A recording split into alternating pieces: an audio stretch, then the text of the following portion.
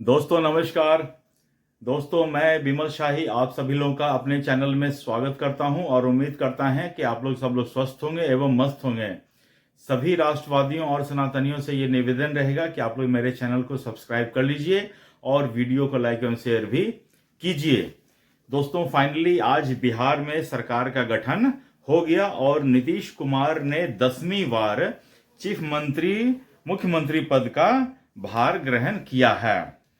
और आज जो पटना के गांधी मैदान में उनके मुख्यमंत्री शपथ ग्रहण समारोह का आयोजन था और उन्होंने अपने साथ जेडीयू के 9, बीजेपी के 14, एचएएम के हम के 1, एलजेपी-आर के 2 और आरएलपी उपेंद्र कुशवाहा के पार्टी के 1 विधायकों के साथ मुख्यमंत्री पद की शपथ ग्रहण का समारोह हुआ।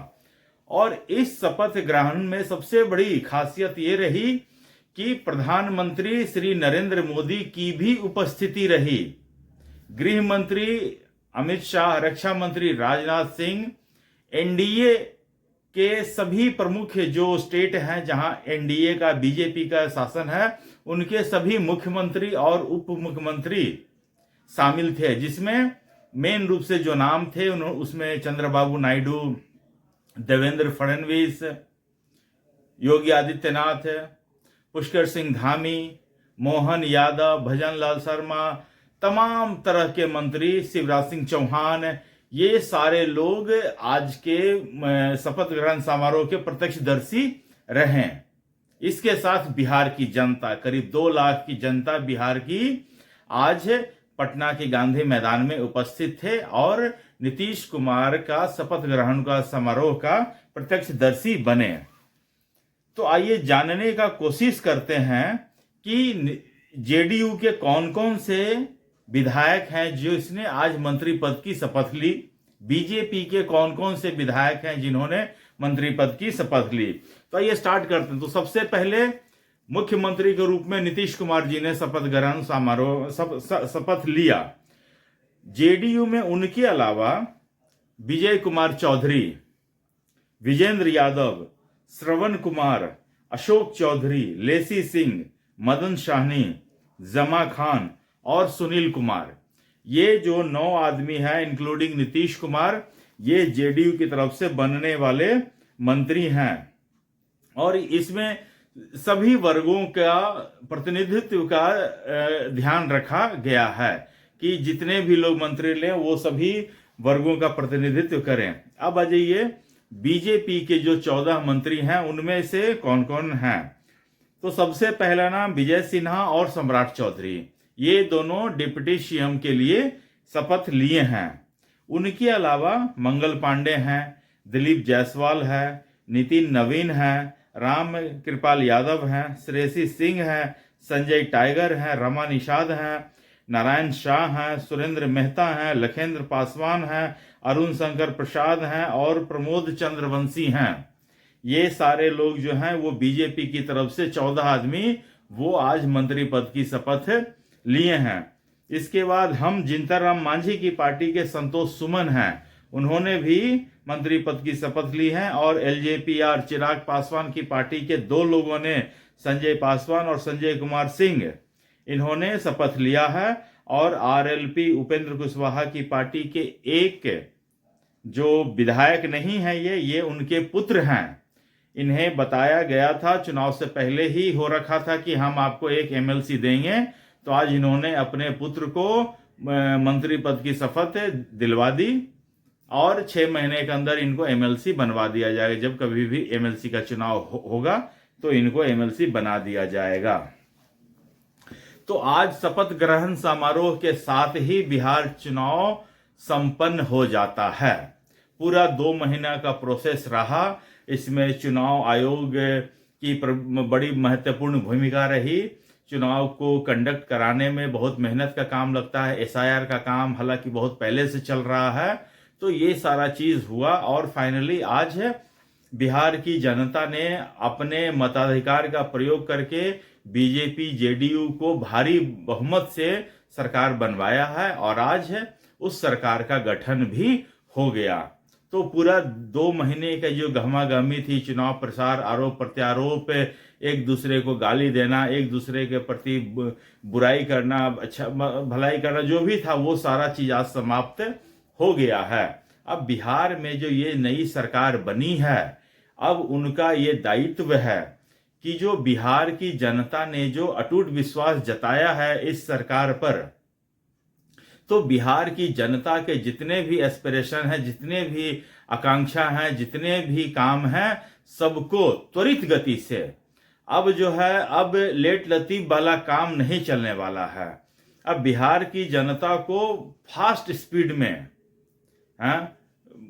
स्पीड में काम चाहिए, ताकि अब बिहार की जनता को आप जंगल राज का भय दिखाकर अब आप कितना साल और सरकार चलाएंगे। तो मुझे लगता है कि जितना साल भय दिखाकर आपने सरकार बनाना था बना लिया। अब बिहार की जनता को कुछ सब्सटेंसिव काम करके दिखाइए, रोजगार के मुद्दे पर काम करके दिखाइए। जो आतंक राज बिहार में मचा हुआ है, जो गुंडागर्दी है, अपराधी का जो बोलबाला है, बाहुबली का बोलबाला है, उसके ऊपर अंकुश लगाकर दिखाइए। तब जाकर लोग अब आपके ऊपर भरोसा करेंगे और आपको पूरा करेंगे। तो अब जो है इफ एंड बट नहीं चलना चाहिए। तो ये नीतीश कुमार 10वीं बार सबसे ज्यादा मुख्यमंत्री बने रहने वाले बिहार के नेता बन चुके हैं और सबसे अधिक टाइम तक मुख्यमंत्री पद पर रहने वाले नेता भी बन चुके हैं नीतीश कुमार। तो अब बिहार की जनता ने इन्हें पूरा जनादेश दिया है। इससे बड़ा जनादेश और कुछ नहीं हो सकता है। 20 साल शासन करने के बाद प्रो इनकम्बेंसी अगर किसी सरकार के खिलाफ है, इसका मतलब कि सरकार बहुत अच्छा काम कर रही है और लोगों का सरकार के प्रति विश्वास है। तो अब ऐसे सरकार, जब सरकार का लोगों के प्रति इतना विश्वास है और लोगों का सरकार के प्रति इतना विश्वास है, तो सरकार को बेधड़क फैसले करने चाहिए और त्वरित गति से काम करना चाहिए। इसके साथ दोस्तों अब मैं थोड़ा सा इस पर टाइम लूंगा कि उपेंद्र कुशवाहा के बारे में बात करूंगा। उपेंद्र कुशवाहा आज के समय में सबसे सुखी इंसान हैं। खुद अपने लिए राज्यसभा, अपनी पत्नी को सिंबल देकर विधानसभा भेज दिया, अब अपने बेटे को भी मंत्री पद का शपथ दिलवा दिया। तो ये उपेंद्र कुशवाहा की पार्टी हुई या फिर जीतनराम मांझी की पार्टी हुई या फिर LJPR की पार्टी हुई, चिराग पासवान की पार्टी हुई, ये तीनों पार्टियां जो है परिवारवाद पार्टियां हैं और ये लोग जो है अपने परिवार को ही सबसे आगे रखते हैं। इन्हें अगर टिकट भी देना है तो अपनी ही पत्नी, अपने बच्चों को और खुद के लिए करना है। अगर मंत्री पद भी चाहिए तो अपने लिए, अपने बच्चे के लिए चाहिए। तो ये सब चीजें भी आपको देखने को इस सरकार में देखने को मिल रहा है। दूसरी बात एक और मैं बात कर रहा हूं कि इस सरकार में बहुत पढ़े लिखे, बहुत काबिल और बहुत होशियार लोग भी थे, लेकिन मुझे पता नहीं क्यों उन लोगों को मंत्रियों के लिस्ट में उनका नाम न देखकर मुझे बहुत निराशा ही हाथ लगी है। मुझे ये कहने में नहीं है कि 2-4 IAS भी इस सरकार में बनकर आए हैं। कुछ लोग ऐसे हैं जो अमेरिका में काम करते हैं, उनके नाम पे कई पेटेंट हैं और इतने काबिल आदमी को भी सरकार में जगह नहीं मिलती, मंत्री पद की जगह नहीं मिलती है। तो ये बिहार के लिए बहुत दुर्भाग्य की बात है।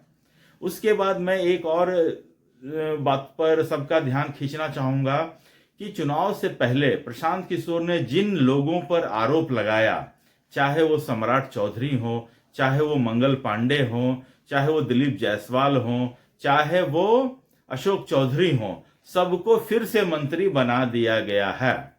तो क्या अब प्रशांत किशोर इतना करेंगे कि जिन लोगों के ऊपर चुनाव से पहले वो आरोप लगाया करते थे और कहते थे कि इन लोगों को हम कोर्ट लेकर जाएंगे, तो क्या प्रशांत किशोर इतनी रीढ़ की हड्डी दिखाएंगे कि वो इन लोगों को कोर्ट तक घसीट कर ले जाए? और अगर वो भ्रष्ट हैं, भ्रष्टाचारी हैं, तो अदालत के थ्रू उन्हें सजा दिलवा सकें।